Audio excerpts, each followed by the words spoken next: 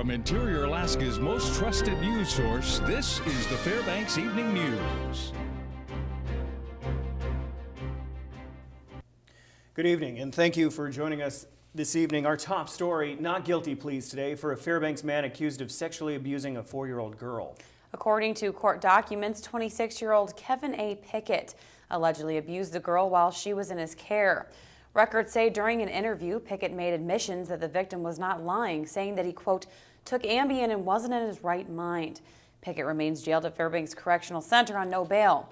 However, today his defense attorney requested a bail hearing. Trial for his case is set for June 30th. A Fairbanks woman charged with 17 counts of theft and falsification pleaded not guilty today in Fairbanks Superior Court. 31-year-old Atcheri Bontau was arraigned this afternoon in front of Judge Bethany Harbison. Bontau is accused of falsely claiming to be a U.S. citizen on Alaska Permanent Fund dividend applications. Bontau and her mother, 60-year-old Vicini Harris, were indicted on the charges after attempting to collect permanent fund dividends beginning in 2006.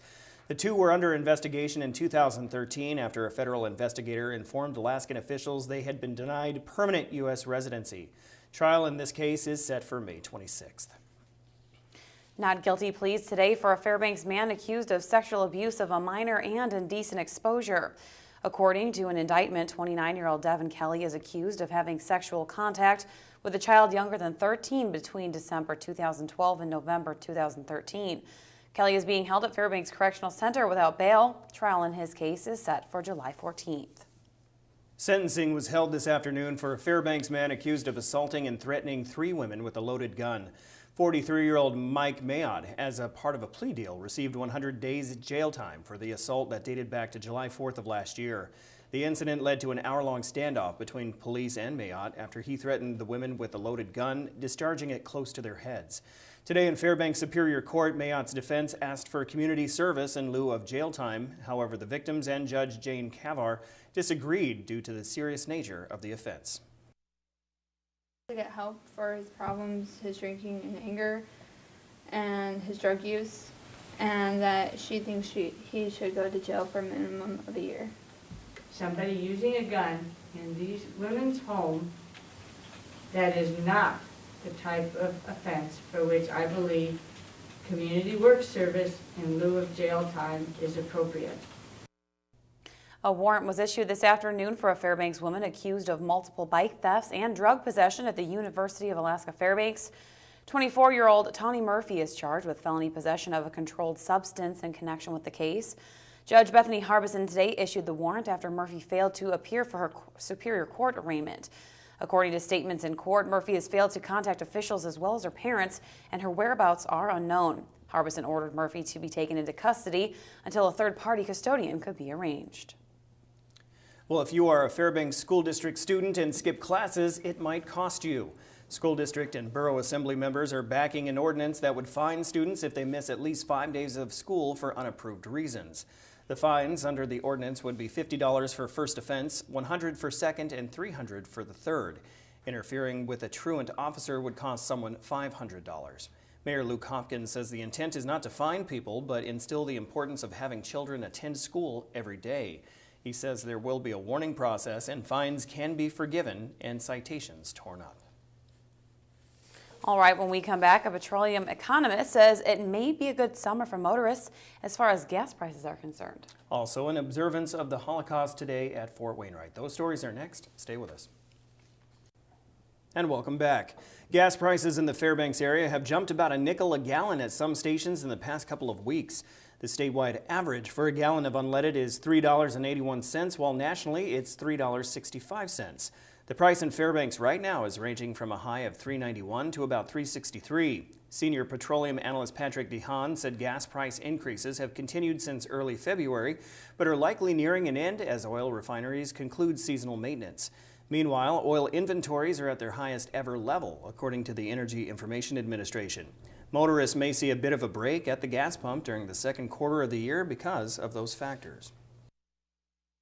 They could move a little bit higher here in Alaska and Fairbanks in the weeks ahead, but we're not seeing anything mind-blowing in terms terms of price increases. I think it's remained relatively quiet.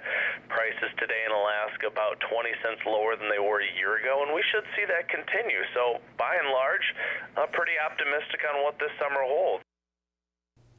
Each year, employees are asked to brag about their employers and how they care for them through the Family Friendly Awards. After 124 nominations, the final winners were announced today at the weekly Chamber of Commerce luncheon. Denali Surgical Specialists, Fairbanks District Attorney's Office, Fairbanks Economic Development Corporation, Fairbanks Memorial Hospital, Denali Center, and PDC Incorporated all received acclaim for the manner they treat their employees. The chairman for the Early Childhood Commission says the process to pick the winners is complicated. Just ask employees for stories about what's making their business, their employer, a family-friendly place. And family-friendly is support for your family, support for time off, understanding that it's not just always about work, that it's about support for the family at home too. The Fort Wainwright community hosted a Holocaust Days of Remembrance observance today at the Fort Wainwright Last Frontier Club. The event was held to recognize the murder of 13 million people as part of an ethnic cleansing plan by dictator Adolf Hitler during World War II. More than 6 million Jewish residents were killed in what has now been classified as the Holocaust. This day was set aside to remember the horror that those individuals went through with the goal for it to never happen again.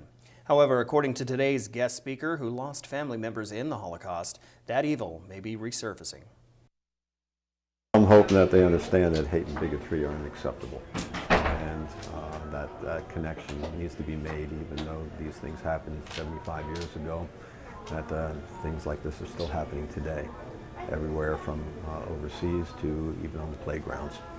And if people can walk away knowing that that's not acceptable, maybe they can help make a change.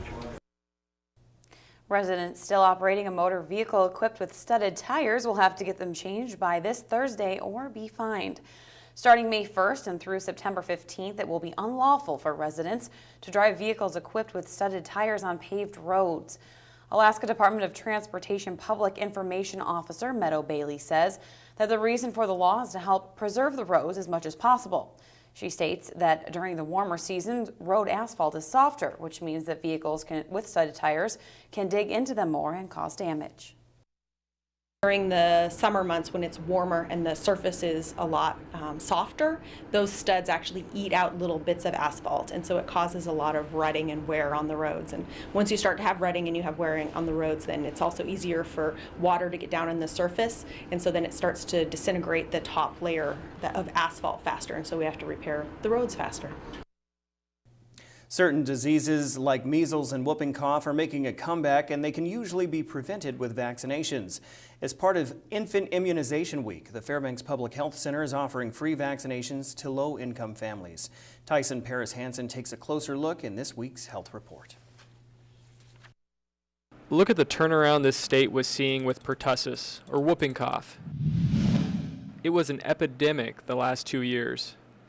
Down in the U.S., they're seeing more cases of measles this year than it has in nearly 2 decades. These are examples of diseases that can be prevented with vaccinations.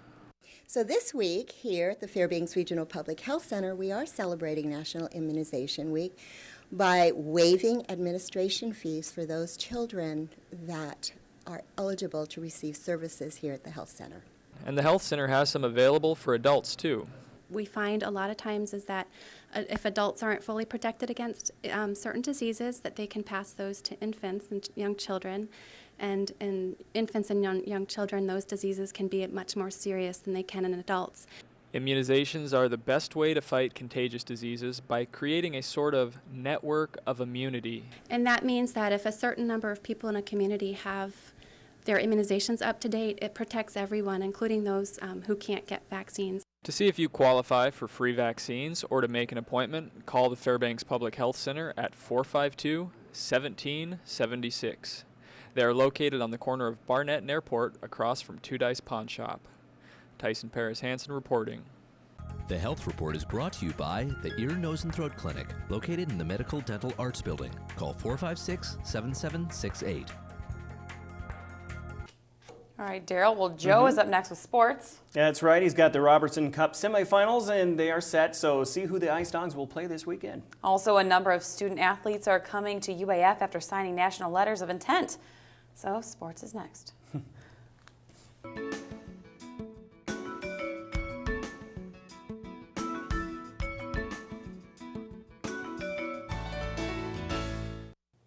Hello, Interior Alaska. Joe Cook here with your Tuesday Sports. The Robertson Cup semifinals are set. The #1 ranked Fairbanks Ice Dogs will face the 4th seed, the Michigan Warriors, a 2nd place North Place Division team. It will be the best of 3 series starting this Friday night at 7:30 in the Big Dipper. Game 3, if necessary, will be Sunday evening at 5. The other semifinal will be between the #2 Topeka Roadrunners and the #3 Austin Bruins. We'll have more on the Dogs semifinal matchup tomorrow. The college signing period continues for high school student athletes in colleges and universities reloading their rosters. UAF's athletic programs have picked up a number of players in the last couple of days. Let's see who's come to Fairbanks this fall.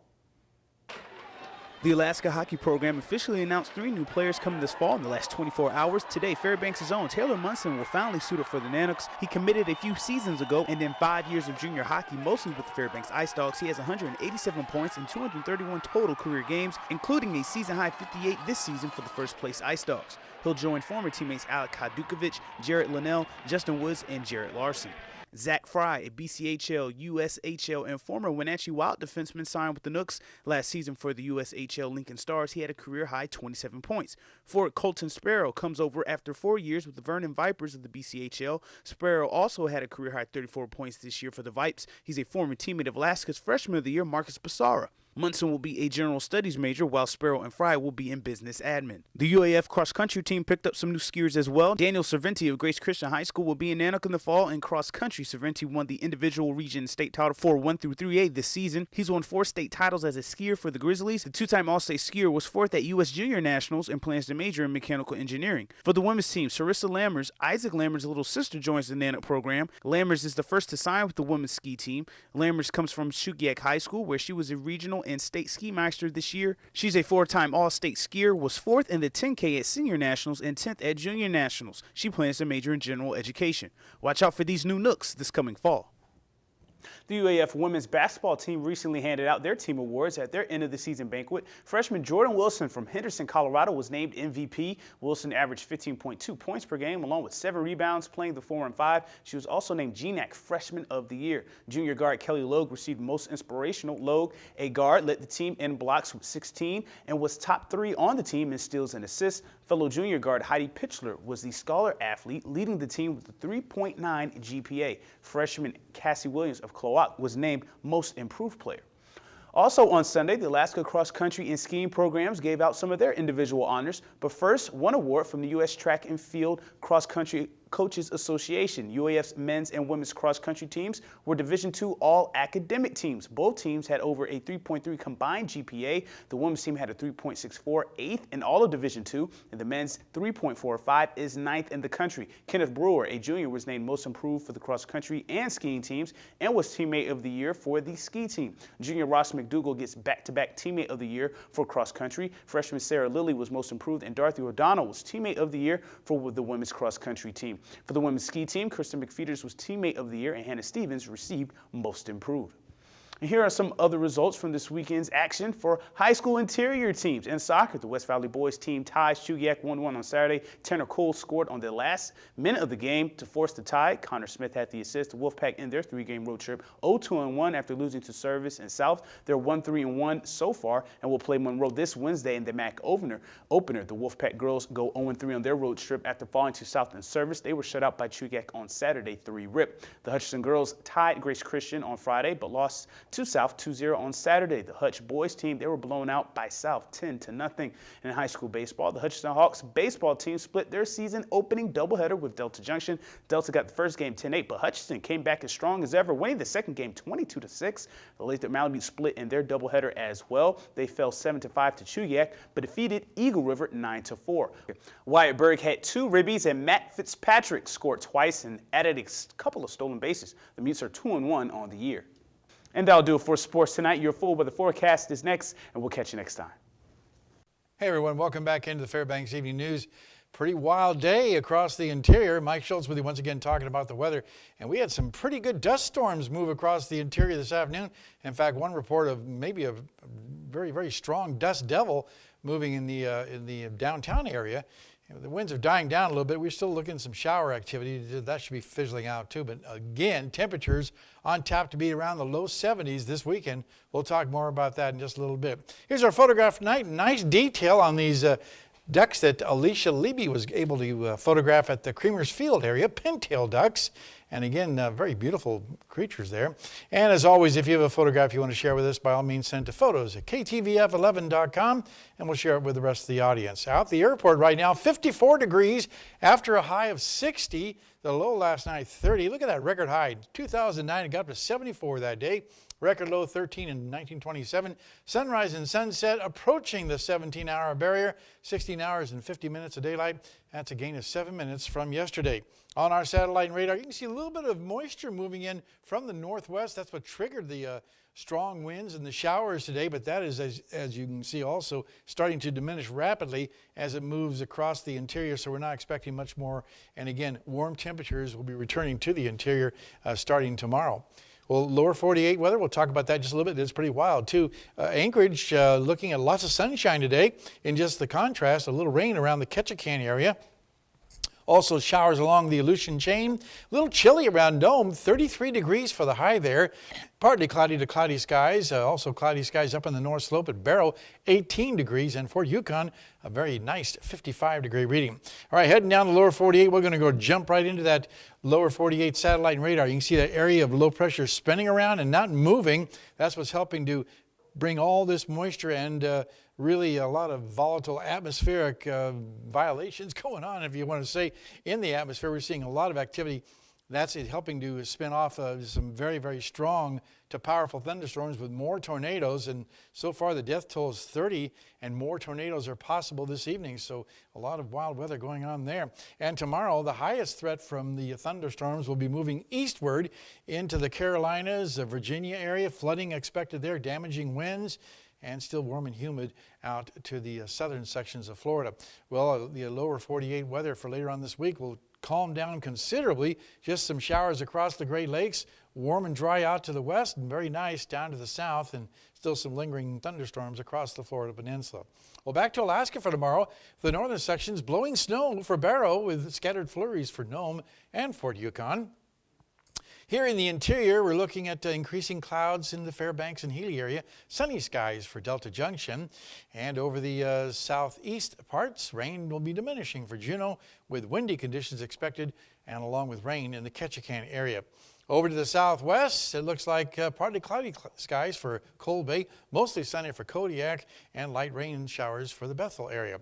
And over the south central regions, sunny skies in the Anchorage Bowl, partly cloudy for Valdez, and mostly sunny skies for Homer.